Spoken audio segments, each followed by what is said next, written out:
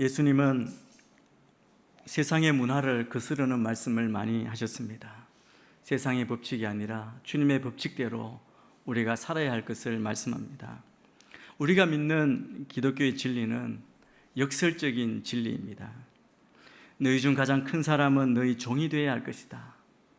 그뿐 아니라 누구든지 제 목숨을 구원하고자 하면 잃을 것이요 누구든지 나를 위하여 목숨을 잃으면 찾으리라 말씀하십니다. 먼저 된 자가 나중되고 나중된 자가 먼저 되리라. 내가 약할 그때에 곧 강함이니라. 이런 말씀들이 역설적인 진리의 대표적인 구절들입니다. 그러나 무엇보다 중요한 것은 십자가의 역설입니다. 가장 수치스러운 십자가가 하나님의 능력과 지혜를 계시하는 곳임을 우리가 믿습니다. 하나님의 아들이 죽으심으로 우리가 구원을 얻는다는 이 복음의 진리는 역설이 아닐 수 없습니다. 이렇듯이 성경에 나오는 역설적인 진리를 우리가 잘 이해할 때 우리는 신앙생활에 있어서 통찰력과 능력을 가지게 될 것입니다. 오늘 우리가 읽은 말씀도 대표적인 역설적인 말씀이죠. 가장 큰 사람이 되고 싶다면, 성공한 사람, 그리고 위대한 사람이 되고 싶다면 종이 되라고 합니다. 위대하고 싶다면 겸손하십시오라고 우리에게 말씀하고 있습니다. 우리는 겸손에 대해서 아주 긍정적인 생각을 가지고 우리가 겸손해야지 하는 그런 마음을 많이 갖고 있습니다. 겸손은 좋은 것이고 훌륭한 품성이고 당연히 그러해야 한다고 그렇게 생각합니다. 그렇지만 우리의 삶의 모습을 가만히 보면 우리는 오히려 높아지기를, 위대해지기를, 그리고 성공하기를 간절히 원하고 있지 않습니까? 예수님은 우리가 큰 사람으로 나아가는 유일한 길, 우리가 참된 성공, 하늘나라에서 위대한 사람이 되는 그 길은 겸손을 통한 것이라고 말씀합니다. 그런데 어떤 사람들은 겸손을 추구하면 높아지려고 하는 우리의 꿈, 비전, 우리의 그 사명을 포기해야 한다고 그렇게 생각합니다. 그러나 예수님 말씀은 그렇지 않습니다. 예수님께서 우리가 높아지기를 원한다는 우리의 소망, 비전, 그 야심을 주님은 잘 아십니다. 그래서 오늘 말씀에서 주님이 이렇게 말씀하시죠. 겸손에 대해서 말씀하시면서 누구든지 자기를 높이는 사람은 낮아지며 누구든지 자기를 낮추는 사람은 높아질 것이다. 그렇게 말씀하시는 것입니다. 그런데 이 말씀은 여기 한 번으로 그치는 것이 아니라 곳곳에서 반복해서 예수님이 우리에게 말씀하십니다. 예수님이 이 말씀을 하실 때 예수님은 우리가 관계 가운데에서, 상황 가운데서 굴욕을 경험하고 모욕을 당한 것에 대해서, 그것에 대해서 우리에게 말씀하시는 것이 아닙니다. 다른 사람들이 우리에게, 나에게 한 일에 대해서 주님이 말씀하시는 것이 아닙니다. 주님이 말씀하시는 것은 우리가 선택하는 것에 대해서 말씀하고 있습니다. 주님은 우리에게 무엇을 선택할 것인가? 자신을 높일 것인가? 자신을 낮출 것인가? 이것에 대해서 우리가 정말 겸손한 자로 어떻게 살아야 할지를 말씀하시는 겁니다. 예수님께서 겸손을 말씀하셨을 때 그분은 우리의 삶의 세 가지 주요 삶의 영역을 다루는 방법을 우리에게 말씀해 주십니다. 첫째는 우리의 꿈, 우리의 야심, 우리의 비전을 어떻게 처리하느냐 하는 겁니다. 우리가 겸손해야 하는데 이 겸손을 가지고 우리가 그것을 어떻게 처리할 수 있느냐를 말씀하고 있는 겁니다. 제자들이 누가 하늘나라에서 가장 큰 사람인지에 대해서 마태복음 18장에 보면 질문합니다. 18장 1절에 보면 그것을 질문으로 시작합니다. 우리가 잘 아는 내용대로 다른 곳에서는 예수님의 제자들이 예수님 앞에서 자기들 중에 누가 큰 사람이냐고 다툰 것도 우리가 알고 있습니다. 이게 인간의 본성이죠. 우리의 자연스러운 모습이라고 할 수 있습니다. 예수님께서는 이것에 대해 그들에게 엄청난 중요한 교훈을 가르치십니다. 우리 18장 4절 말씀을 우리가 먼저 함께 같이 읽겠습니다. 시작. 그러므로 누구든지 이 어린아이와 같이 자신을 낮추는 사람이 하늘나라에서 가장 큰 사람이다. 제자들의 설명에 예수님이 뭐라고 말씀하십니까? 예수님께서 여기 말씀하시는 것은 하늘나라에서 가장 큰 사람이 되고 싶어하면 안 된다라고 말씀하지 않습니다. 어떻게 그런 꿈을 꿀 수 있느냐? 그렇게 말씀하시는 게 아닙니다. 여러분, 하늘나라에서 가장 위대한 사람이 되고 싶으십니까? 하나님의 가장 인정받는 사람, 하나님의 관점에서 가장 성공한 사람이 되고 싶습니까? 좋다는 것입니다. 그렇게 되어야 된다는 겁니다. 그것이 우리의 삶의 목표요, 그렇게 되고자 하는 우리의 삶의 동기가 되어야 함을 주님이 이해하십니다. 그런데 이것을 이루려면 그 방법을 말씀해 주십니다. 아이를 세우고 주님이 이렇게 말씀하시죠. 이 작은 아이처럼 자신을 낮추어야 한다는 것입니다. 우리는 이 겸손하기 위한 이 위대한 시험 앞에 직면합니다. 우리가 어떤 길로 선택하며 나아갈 것인가 하는 것이죠. 한 길은 자신을 높이는 길입니다. 여러분, 자신을 높인다는 것은 뭔가를 요구하고 얻는다는 것입니다. 또 한 길은 자신을 낮추는 겁니다. 낮추는 것은 모든 것 내어놓고 의존하는 방법입니다. 요구하거나 의존하는 이 둘은 우리 삶에 매일 직면하고 있는 선택의 문제입니다. 우리는 대부분 요구하고 얻는 것을 통해서 원하는 것을 얻어내죠. 가게에 가면 우리가 지불한 만큼 달라고 요구하죠. 고릅니다. 좋은 것 찾습니다. 대부분의 것이 그렇습니다.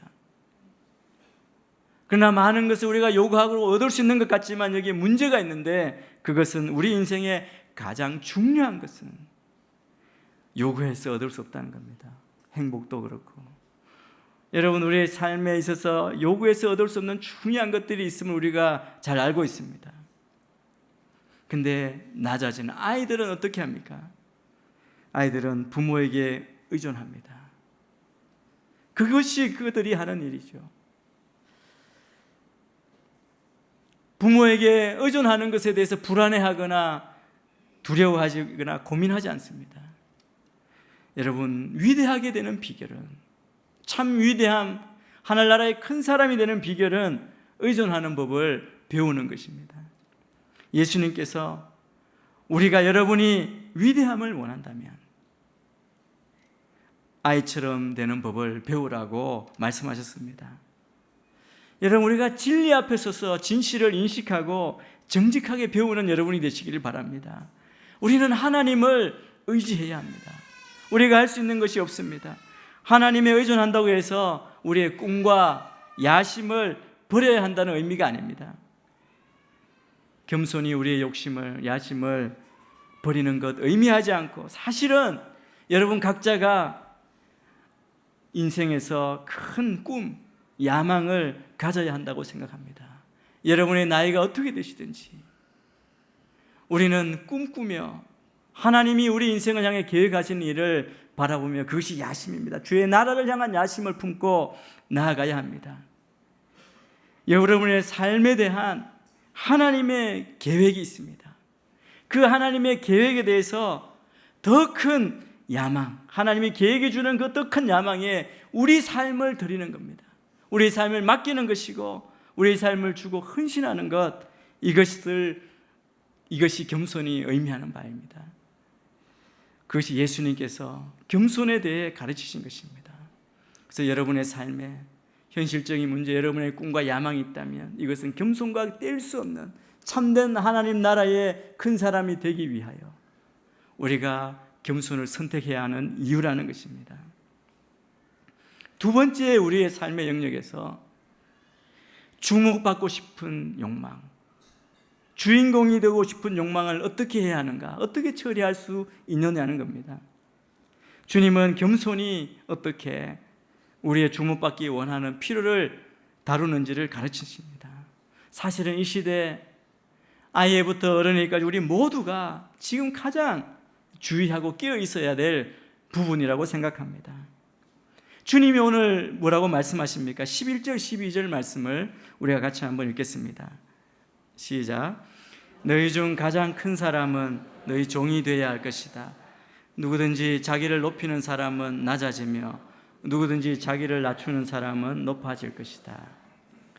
예수님은 우리 모두가 우리 마음 중심에서 다른 사람의 주목을 받고 싶어하는 그런 필요가 있음을 알고 계십니다. 우리는 다른 사람의 관심과 주목을 받기 위해서 자기를 드러내고 포장하고 자기를 높이죠. 어느 누가 가끔 눈에 띄는 것 좋아하지 않을 수 있습니까? 요즘은 도구도 많지 않습니까? 자기의 일상 이런 걸 통해서 자기를 다 드러내죠. 자랑합니다. 그건 다 나를 봐주십시오 라는 그 마음의 동기가 있는 겁니다. 그런데 정말 여기에 우리가 깨어 있어야 하는 것은 그것이 마치 마약처럼 중독되기 쉽다는 겁니다. 중요한 사람이라는 느낌을 주기 위해 우리가 스스로를 높이는 것입니다. 예수님은 이 구절을 말씀하실 때 바리새인이라고 하는 특정한 무리의 사람들과 이야기하고 있었습니다. 그들은 이 군중 속에 있었습니다. 사람들 가운데 있습니다. 그런데 그들의 모습을 보면 정말 주목받으려고 노력한 것이죠. 예수님께서 그들이 주목받고 싶다, 주목받기를 원하고 있다, 이것 사실을 아셨습니다. 우리 앞에 본문인데 마태복음 23장 5절에서 7절 말씀을 우리가 같이 한번 더 같이 읽겠습니다. 한번 읽겠습니다. 시작. 그들은 남에게 잘 보이려고 모든 행동을 한다.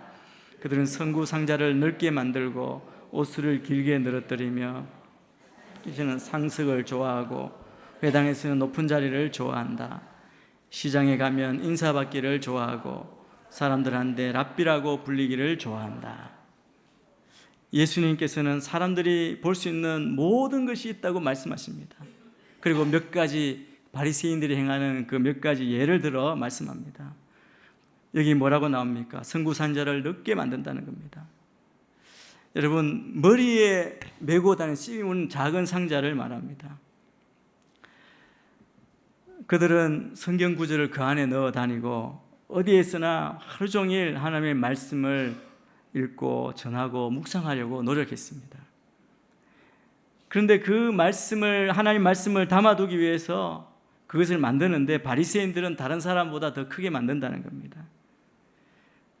이것이 예수님 보시기에 그들이 주목받기 위해, 이분은 대단하구나, 믿음이 좋구나, 경건한 사람이구나 드러내고라고 하는 행동이라는 것을 알고 계셨습니다.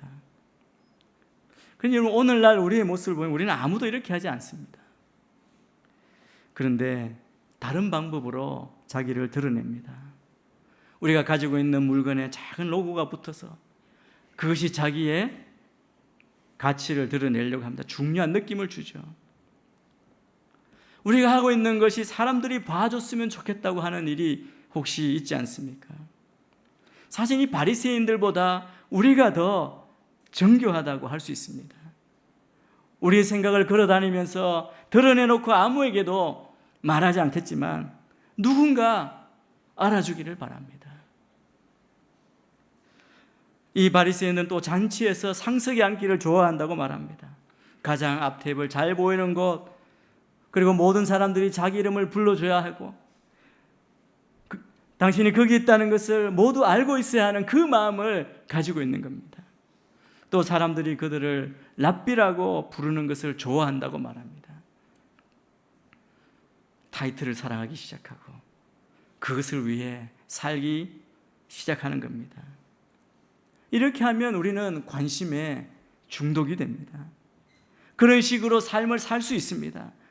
그러나 우리는 주목받기를 원할 때, 그 마음이 우리 안에 일어날 때 우리는 반대로 겸손을 선택할 수 있다는 겁니다. 겸손을 선택해야 한다는 것입니다. 주님은 우리를 낮추라고 말합니다. 자신을 낮추십시오. 어떻게 하면 낮출 수 있습니까? 주님이 가르쳐 주신 말씀의 방법은 다른 사람의 필요를 알아보는 것입니다. 우리 모두가 주목받아야 할 필요를 스스로 해결할 수 있는 유일한 방법은 다른 사람의 필요를 알아차리는 겁니다. 저는 우리가 눈을 들어 이 유일한 방법을 찾을 수 있게 되기를 축복합니다. 내 안에 집중하면 그것은 채워도 끝나지 않은 그런 구렁텅이에 빠지는 것과 같습니다. 그것은 교만의 자리입니다. 우리가 그 길에서 벗어난 유일한 방법은 자기 자신을 위해서만 살지 않는 것입니다. 테레사 수녀가 이 말을 했습니다. 하나님께서는 우리에게 위대한 일을 요구하지 않습니다. 그분은 우리에게 큰 사랑으로 작은 일을 하라고 요청하십니다. 제가 이걸 보면서 몇 번 읽었는데 어디에다 어떤 단어에 초점을 둘까? 제가 이 말씀을 보고 큰 사랑, 이것이 내 마음에 들어왔습니다. 우리는 큰 일, 작은 일 이것에 가치를 두죠. 어떤 일을 이룰까? 어떻게 성공할까? 그러나 주님의 방법은 큰 사랑으로 하는 겁니다. 저는 우리가 주님의 사랑으로 다른 사람을 돌아보는 그런 위대한 겸손의 사람들이 다 되시기를 주의 이름으로 축복합니다. 세 번째, 우리의 삶의 한 국면은 하나님과의 관계입니다. 겸손이 하나님의 관계를 어떻게 다루는가? 예수님께서 어느 파티에서 이 이야기를 하십니다. 누가복음 18장 10절에서 시작해서 두 사람이 성전에 가서 기도하는 모습을 상세하게 주님이 말씀해 주십니다. 누가복음 18장 10절에서 13절 말씀을 우리 같이 한번 읽겠습니다. 시작. 두 사람이 기도하러 성전에 올라갔다. 한 사람은 바리새파 사람이었고 또 다른 사람은 세리였다. 바리새파 사람은 서서 자신에 대해 이렇게 기도했다. 하나님, 저는 다른 사람들, 곧 남의 것을 빼앗는 사람이나 불의한 사람이나 간음하는 사람과 같지 않고 이 세리와도 같지 않음을 감사합니다. 저는 일주일에 2번씩 금식하고 얻은 모든 것의 11조를 냅니다. 그러나 세리는 멀찍이 서서 하늘을 쳐다볼 엄두도 내지 못하고는 가슴을 치며 말했다. 하나님, 이 죄인에게 자비를 베풀어 주십시오. 두 사람의 기도의 내용을 우리는 잘 알고 있습니다. 예수님께서 군중에 물으시는 거죠. 그들 중 어느 사람이 하나님의 말씀을 들으려고 기도했는가? 하나님의 응답을 받으려고 기도했느냐? 그것을 물으시는 겁니다. 여기에 우리에게 주는 도전이 있습니다. 그 다음 절 14절에서 주님이 이렇게 또 말씀하십니다. 14절 말씀도 계속해서 읽겠습니다. 시작. 내가 너희에게 말한다. 이 사람이 저 바리새파 사람보다 오히려 어렵다는 인정을 받고 집으로 돌아갔다. 누구든지 자기를 높이는 사람은 낮아질 것이요 자기를 낮추는 사람은 높아질 것이다. 주님이 뭐라고 말씀하십니까? 자신을 다른 사람보다 높이면 내려가게 됩니다. 그러나 우리가, 여러분이 자신을 겸손하게 하면 영광이 될 것입니다. 이 바리새인의 기도는 거짓말이 아닙니다. 정말 자기가 한 것을 하나님께 보고하듯이 하는 것일 수 있습니다. 그리고 경건한 삶을 살았죠. 반대로 세리는 모든 사람이 아는 악한 죄인입니다. 그러나 하나님이 누구의 기도를 들으십니까? 여러분, 하나님과의 관계에 있어서 위대한 테스트가 여기에 있습니다. 우리는 그 테스트 앞에 서게 될 것입니다. 여러분, 우리가 우리 자신을 높이면 이 자신을 높인다는 건 내 스스로 모든 것을 결정하는 것이죠. 나는 하나님과의 관계에 있어서도 나의 힘, 나의 의지, 내가 선한 일을 하도록 나의 공로를 드러내려고 합니다. 주님께 이렇게 말한 거죠. 내가 직접 할게요. 내가 할 수 있습니다. 그렇게 하나님께 말씀하는 겁니다. 자기를 낮춘다는 결정은 하나님을 신뢰하는 결정입니다. 여러분, 우리 시험 앞에 우리가 직접 하거나 하나님을 신뢰하는 것을 결정할 수 있습니다. 그리고 예수님은 우리 모두가 다 하나님 나라의 큰 사람, 위대해지기를 원하십니다. 하나님이 여러분을 얼마나 사랑하시는지, 그리고 그분이 우리를 위해서 얼마나 많은 자비를, 긍휼을 베풀고 계시는지 우리는 알아야 합니다. 우리가 주님을 알 때 우리는 더 그분을 신뢰하기로 결정할 수 있을 것입니다. 베드로 사도는 우리에게 이렇게 권면합니다. 베드로전서 5장 5절 6절 말씀도 또 계속해서 읽겠습니다. 시작. 청년들이여 이와 같이 장로들에게 순복하십시오. 여러분 향해 겸손으로 옷 입으십시오. 하나님께서 교만한 사람들을 대적하시고 겸손한 사람들에게는 은혜를 주신다라고 했습니다. 그러므로 하나님의 능력의 손 아래서 겸손하십시오. 때가 되면 하나님께서 여러분을 높이실 것입니다. 하나님의 강력한 손 아래서 자신을 낮추시길 바랍니다. 겸손은 나를 억지로 낮추는 것이 아니라 하나님을 높이는 것입니다. 겸손은 내가 누구인지, 나의 약점, 나의 강점에 대해서 정직하게 인정하고 고백하는 것입니다. 그리고 겸손은 하나님이 누구이신지, 그분의 선하심, 그분의 영광, 그리고 우리의 삶에서 그분이 할 수 있는 일에 대해서 우리는 정직하게 인정하고 고백하고 하나님을 의지합니다. 그것이 바로 겸손입니다.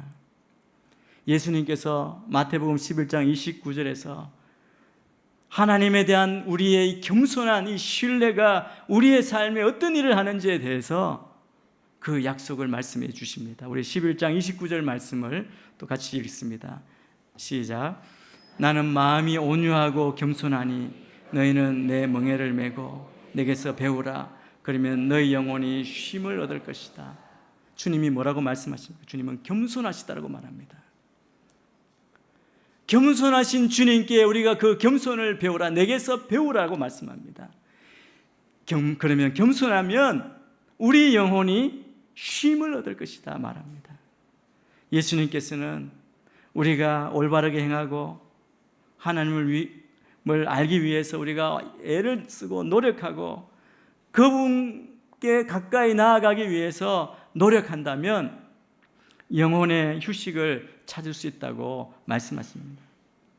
그런데 하나님께 가까워지려고 우리가 노력하면서 내 인생의 짐이 점점 더 무거워지고 인생에 점점 더 많은 압박을 받고 그런 마음의 부담으로 있다면, 그렇게 해서 하나님과 가까워지려고 하면 무언가 잘못된 것입니다.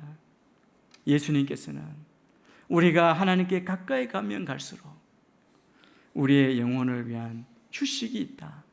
내게서 배워라. 너 영혼이 쉼을 얻을 것이다 말씀하십니다. 여러분 모든 일을 스스로 하려고 하십니까? 아니면 그분을 신뢰하고 있습니까? 저는 예수님께서 말씀하신 이 역설의 진리, 자신을 낮출 때 높이시는 그 역설의 진리, 겸손을 이루기 위해 살아가려고 애쓰고 있습니다. 저는 우리 모두가 그 애씀에 함께 동참하고 우리의 삶을 통해 하나님의 놀라운 겸손한 그 은혜가 드러나게 되기를 축복합니다. 저는 이 메시지 안에 오늘 이 한 주간 겸손의 자유를 누리시게 되기를 축복합니다. 우리가 겸손하면, 자유하면 더 이상 주목받지 않아도 괜찮습니다. 우리가 어느 자리에 앉거나 앉지 않아도 가장 말단에 있어도 우리는 걱정할 필요가 없습니다. 그곳에 갇혀 있는 것이 아니죠. 주님이 내 어깨를 두드리시고 높이 올려주실 것입니다. 하나님을 믿고 여러분의 인생에 대한 꿈, 하나님의 꿈, 야심을 품으시게 되기를 바랍니다. 그래서 하나님께서 우리 모두의 삶에 원하시는 겸손으로 인한 우리의 놀라운 자유입니다. 이 자유가 우리 모두의 삶 가운데 평강으로 임하게 되기를 주의 이름으로 축복합니다.